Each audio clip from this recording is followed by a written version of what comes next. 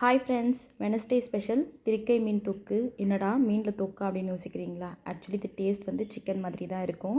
இது வாங்கும் போது நல்லா குட்டி குட்டியாக கட் பண்ணி வாங்கிக்கோங்க. 2 டைம்ஸ் மஞ்சத்தூள் உப்பு போட்டு நல்லா வாஷ் பண்ணி எடுத்துக்கோங்க. அதில் இருக்க நீச்சி ஸ்மெல்லாம் போயிடும்.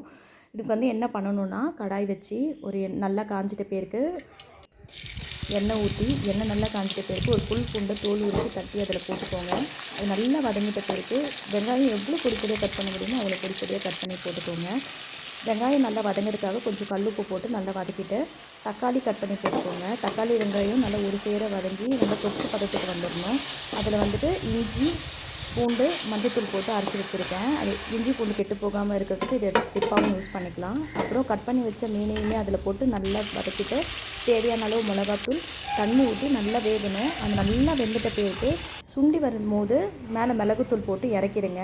இதில் ஹெல்த் பெனிஃபிட் நிறைய இருக்குது. அது என்னென்னு சொல்லிட்டு உங்களுக்கு அட்டாச் பண்ணுறேன். கிடச்சா கண்டிப்பாக ட்ரை பண்ணி பாருங்கள்.